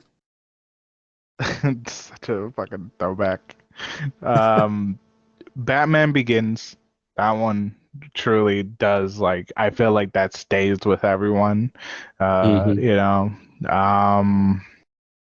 It's 5, right? Yeah. Batman Returns, hands down. Michael Keaton can't fault that one. What else? Let's see. I'm trying to think. Shit. Deal with Shaquille O'Neal. Zack Snyder's Justice League. That's a good one. Nice. Yeah, that's a classic right there, man. Yeah, and then the new Batman with Robert Pattinson. As you can tell, Batman's my favorite. Yeah. Hell nice. Yeah. Nice. I like that list, man. Thank you. So for me, I would go with number 1 is Halle Berry's Cow. I'm kidding. Oh man. No disrespect to Halle Berry, but it was that type of shit tonight. No, never. No. I had my notes were like jokes. So should I say Shaquille Shaq, the Catwoman? I was like, why not? Number 1 for me would be Dark Knight. Because I remember I saw the movie with my dad when I was 10 years old. That was my first, not my first, but first movie I saw that was filmed in IMAX for that movie. And I remember as a kid, I was like, this kind of changed how I saw movies. I was like, holy shit, movies can be this amazing. And Heath Ledger Joker scared the shit out of me when I was a kid. And I was like, I was just kind of scarred. I was like, oh my gosh. So seeing that with my dad, it was a big memory for me growing up. So I remember seeing that in IMAX with my dad was a huge deal. So that number 1 for me. Number 2 is Man of Steel. Because I fucking love that movie. I remember seeing that in high school with our boy Given. And Given had nothing about Superman. He's like, what's going on here? He would Batman. He didn't know what it was. And I remember Given was like, dude, this movie's fucking awesome. I'm like, yeah, I told you. Don't talk shit on our boy Given. He is from Africa. It's our boy, Given Given, man. Those were our boys. The twins from Africa. Given. Yes, miss those boys. Man of Steel was again the soundtrack, the score, Hans Zimmer score, the flight. To me, because it was very different from Superman Returns, but it worked for me because it was different. But I love, again, Russell Crowe as Jor-El was perfect casting. I love the whole Kryptonian scene on Earth. Again, I said before on our podcast, on this episode, was Michael Shannon as Zod is probably top 5 best villains of all time. If you ask me, no doubt about it, hands down. Just love that movie so much. Snyder killed that movie as a director. Number 3 would be, again, Snyder Justice League. I wish we saw that movie. I wish that movie could have been in IMAX. We all could have seen that movie in IMAX together because I thought that would have been a really cool theatrical experience. I know because of COVID and now the delay when that came out, but I own that movie on 4K on the Steelbook. Bought it for $30. No regrets. Best $30 I ever spent. No regrets. No regrets on Steelbook. Well, that movie. Not even one letter. Not one letter. Sure. If you know, you know, right? Come on, this is a movie podcast, guy. If you know, you know. You know. I love that movie. I think it's a movie that erases that boo-boo ass Josh Whedon one. it's a really amazing work of art and a work of film. Number 4 is gonna be kind of a hot take. I absolutely love Birds of Prey. I think it's a fun movie. I think it's rated R. Yeah, hot take. I know. Wasn't a big fan. I know. think it's an enjoyable movie to watch, but I did not like it as a DC comic fan. I love Margot Robbie so much as an actor, as Harley Quinn. To me, what Cass told me was that she goes, why are we doing PG-13? Let's do R. I said, you have my money. Yeah. And I saw this movie twice. I saw it once on a probably won't say the story, but I saw it once at a screening. Came back to AZ when I was living in LA. I loved it. Saw it again in LA. Loved it even more. I like that also too. I love this. They brought in Chad Stahelski, who did the John Wick movies, come and do the stunt work, and it kind of shows in that final battle too. I think Stahelski is a fucking genius as a choreographer, as a stunt person, as a director. I can talk to this guy for hours if I get to meet him. I was listening to his interview with Joe Rogan the other day. It's so interesting to hear this guy talk for hours because he loves action and he shits on bad action movies like the past 20, 34, 40, 50 years. He shits on movies that have bad action scenes. I'm like, damn, this guy knows what he's talking about. And he does a great job of choreographing action scenes. Love that movie. Number 5. You can't forget Ian McGregor as Black Mask. That was fun. It was fun. I think the ladies did their shit. They were badass. I think it was a fun villain. A good soundtrack too. So again, number 4 is Birds of Prey for me. Number 5 is one that as a kid stuck with me for a long time. Not because of the awkward sex scene, but for me, it's Watchmen. Watchmen. Zack Snyder's Watchmen. Yeah. We all know about that sex scene. There was way too much genitalia on that fucking screen as a kid, my guy. I was like, oh my god. That scene, I didn't see Watchmen until like later high school or like early college or some shit like that. I saw that shit in middle school, bro, and I'm older than y'all. Fucking hell, man. That shit was fucking. I went to theaters to see that, man. And I was like, man, I haven't even seen my penis as much as I've seen this man's penis. Jesus Christ. Yeah, it's a lot. And that sex scene with those two in that ship, I was like, 5 minutes later, I was like, okay, and it's a Leonard Cohen song, and I'm like, we're still in the scene, guys. I was like, all right. The movie was dope, but I will admit that sex scene, I was kind of like, okay. Like, I'm sure there's like a narrative reason for it, but overall though, that was like a really, really good movie. That was my first Snyder movie I saw. Just way too much dick in my face. Pause. It was a lot, but that was my first Snyder movie I ever saw, and that got opened up to me. I remember seeing that when I was in middle school too, and I was like, oh boy. But to me, that opened the door to see his work, like Dawn of the Dead, like 300. Yeah, it's a dope movie to see. The Owl movie. I will admit, like I haven't seen the Owl movie yet. That was our mascot in high school. It's like, oh, I gotta see this movie. Gotta see this movie because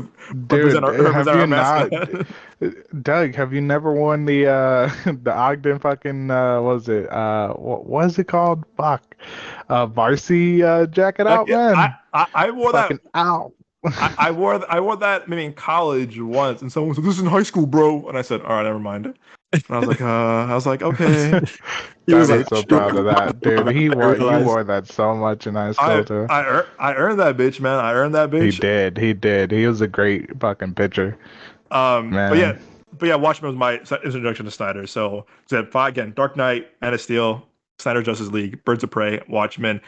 Honorable mention would be, if I had to pick one out, I would probably put in Batman Begins, because again, I remember seeing that with my cousins and my dad, a big part of my childhood.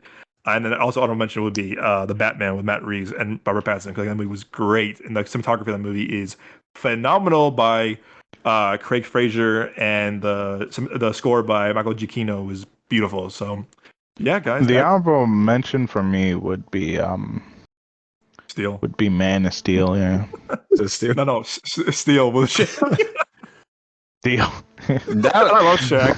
That movie still is fucking frustrating. What was that? what was that movie with Shaq where he played the genie, man? That shit was Kazam? Kazam, dude. That shit was part of my childhood. I love that movie, dude. I gotta rewatch that. That's a guilty pleasure for sure. Because Shaq has some bars in that movie. I ain't even gonna lie to you, man. That was a good Shaq movie.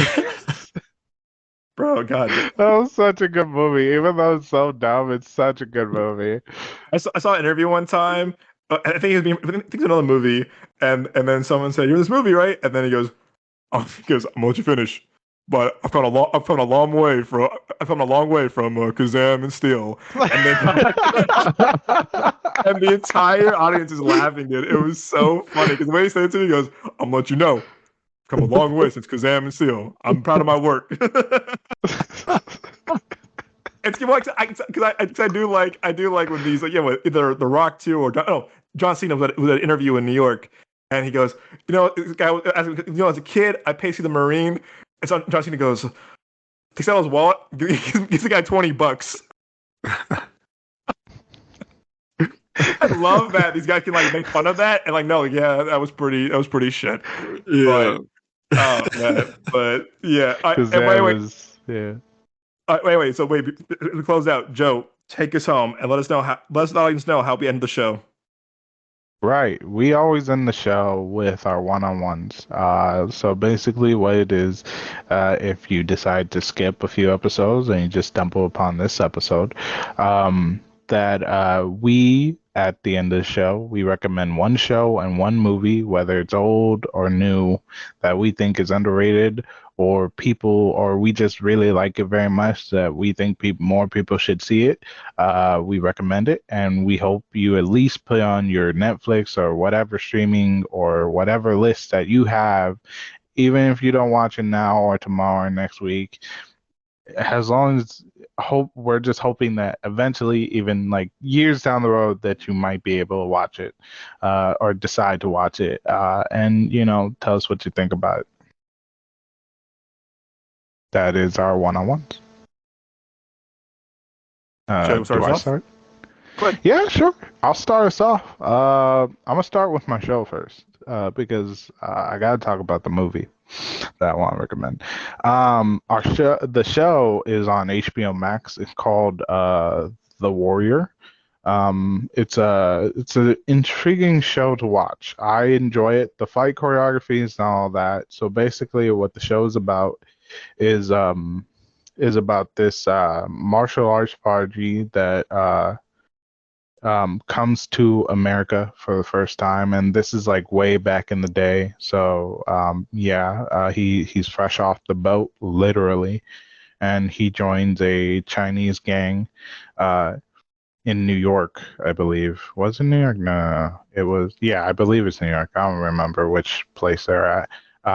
In Chinatown, and that gang is currently in war with another one. And I find the show very interesting. There's no memorable people that I've seen in that show. So it's actors you probably don't know. And the show is very interesting because it shows the racism and struggle that Asians, specifically Chinese, had to go through when they did come to America, and it shows a different type of racism that you are not 100% expecting. I don't think you're gonna expect it at all. I enjoy it. I'm still on the first season, so I don't know if the fight choreography gets better as time goes on, but it is an enjoyable show. I think it's very intriguing. Season 3 is coming out soon, or they're currently on season 3. I don't really know. But it's definitely worth the watch. So yeah, The Warrior on HBO Max. Good show. I enjoy it. And then the movie is a classic. I grew up. I watched it. It's hilarious. You cannot not love it. Which is Blank Man. Oh hell yeah, that's my movie, boy. That's a good one. That's a good one. For the new generation, man. If y'all don't know, man, Marlon Wayne, fucking Blank Man. He plays. It's a comedy, but it's so good. He plays this guy who finds out how to make bulletproof clothing, and he decides that he's going to become a superhero, and he is Blank Man, and his sidekick.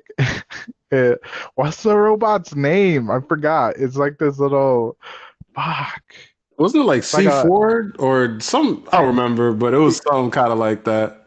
R4? Nah, dang. See, let me look it up. No, yeah, what was the name? Wait, was it Marlon? It's R4. Was it Marlon or Damon? By the way, Marlon. That one was. Is it Damon? It was Damon Wayne. Damon Wayne. Sorry, it was Damon Wayne. A lot of Waynes, man. It was Damon Wayne. I know. There's even people that you haven't even heard of in the game yet. They're just birthing famous people. But fucking, before they had the giant empire that they had, man, Blank Man. Such a great movie. J5. Hilarious. J5, that's J5. Right. There we go. That's a good one. I was all the way off.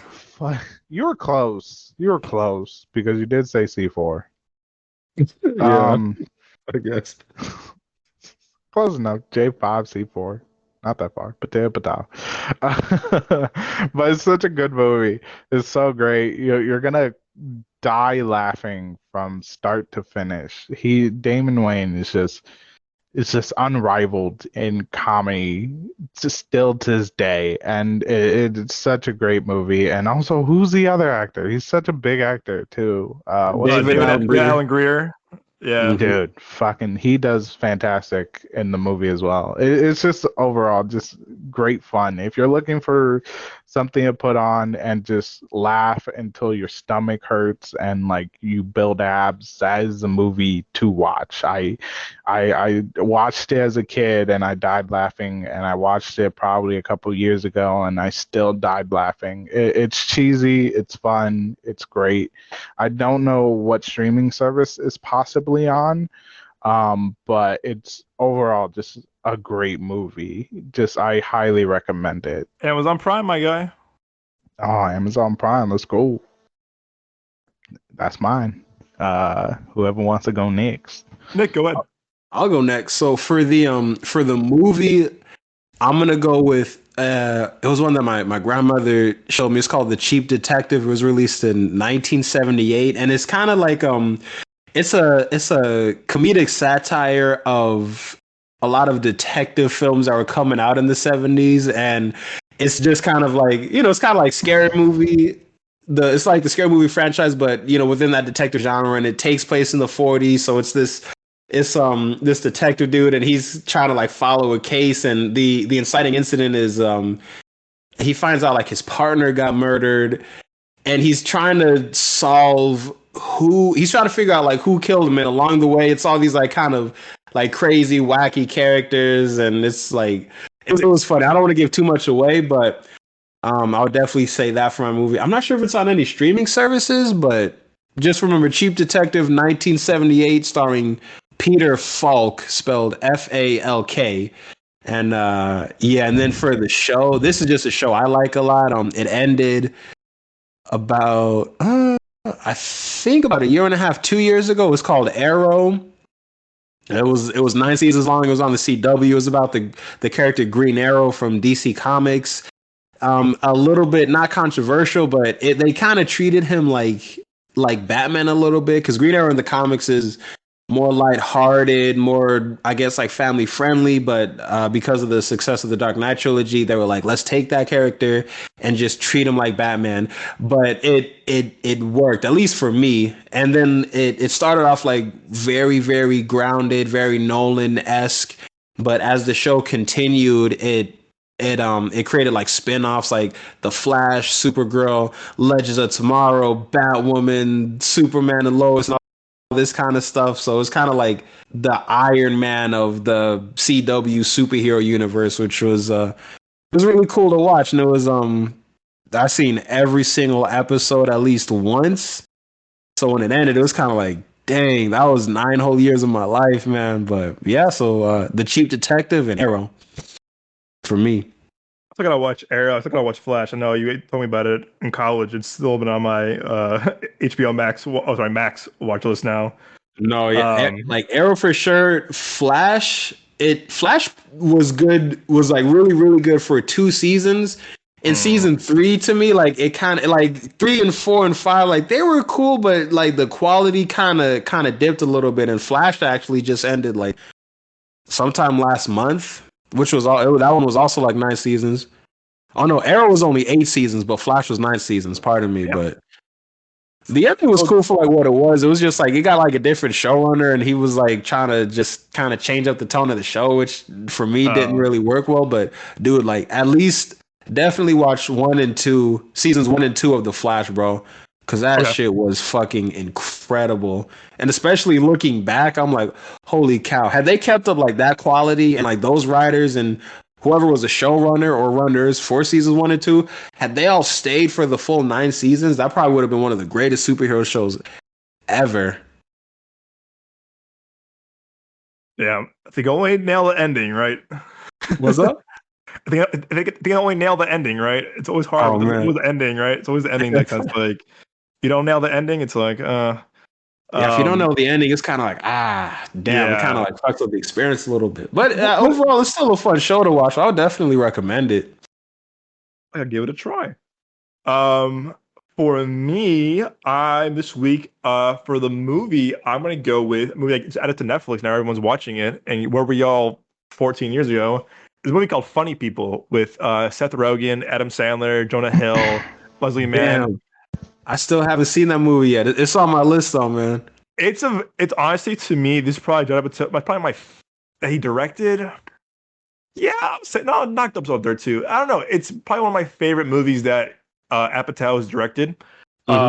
It's why? Because it's different. It's a story about comedians, but also it's like what do you have if you're a famous comedian? Come up to nothing. What do you have? And I love that. This is also very young Seth Rogen, kind of like he's coming up and becoming a good actor. Sandler's been around for a couple of years, for years now. But it was really cool how he paired this young comedic talent with a legend talent, which is Adam Sandler, and they work very well with each other because they're very different, but it works. And I think because Apatow has produced a lot of Sandler movies, he's produced a lot of Seth Rogen movies. And then he's also best friends with Sandler for like 30, for like years now. But it was really cool to see them kind of like merge together. And as a kid, I was like, oh, Sandler, who the hell is Seth Rogen really? I mean, I knew who he was, but I was like, oh, who's this guy? But it's fun. It's fun to see them pair together because it's a rated R movie. It's really grounded, but it's for sure it's more of a dramedy than a comedy. But when it's funny, it's really funny. When the drama is drama, it's really dramatic. It's like, oh, this is kind of dark. But I love how Apatow kind of like, it's also very long too. For a comedy, like most of his movies, it's 2.5 hours, and you kind of feel the runtime like after like the first half. You're like, oh, we still have an hour and a half to go. Ooh.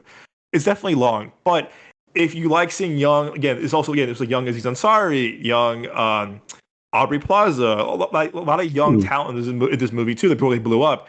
But it's a very good story about just like becoming like you're famous and all, but like you have everything. But do you have everything? Like what do you have to like show? If you've gone tomorrow, what would happen? Because again, this is a trailer. This is the plot of the movie.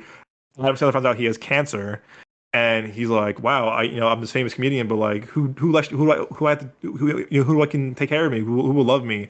I have all these fans, but do I have someone I can like call my girlfriend or my partner?" And he hires Seth Rogen to kind of like come to his life to like be his assistant, also like kind of like help him write jokes, kind of do a comeback tour while he has cancer.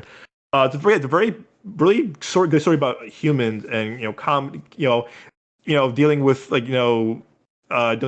sickness or grief, but with comedy. It's a very good story. Again, it's on Netflix. It's long, but I think you would dig it too. It's very good writing too. Very good writing, and it's cool seeing the Sandman do some more like dramatic work. Not so much like Little Nicky or Mr. Deeds or whatever. I love those movies too, but not so much Little Nicky, but seeing him do more dramatic work. And I think Apatow does a good job of getting a good performance out of him. So I highly recommend Funny People. It's a very underrated movie. It kind of became forgotten. 14 years ago. And for my show, I started a new show actually. I'm almost done with it. I binged it almost all last week. It's a show called Detroiters. Detroiters. It's on Paramount Plus. It's a Comedy Central show with Sam Richardson, who I love, and Tim Robinson. They're best friends in real life, both from Detroit. And it's from two of the creators of Ted Lasso. Very different show for sure. Trust me, very different show. But it's about these two kind of again. I'm a sucker for like oddball and kind of underdog stories like Workaholics and stuff like that. Going with Detroiters. Yeah, these two guys. Again, it's a half-hour single camera comedy. They're two advertising and marketing guys in Detroiters. Detroit. If you don't know Detroit, Detroit's a very it's a rough city. It's always been a rough city, and nowadays it's an even more rough or tough city. But these guys have a little small marketing firm, advertising firm in Detroit, and they're trying to really really kind of grow the company because it used to be really big back in the day when the guy's dads own it, but now it's kind of like forgotten. They make really kind of like cheapo, very low, like no budget commercials. But it works. Because there's a lot of charm to it because the guys are very very goofy and very quirky.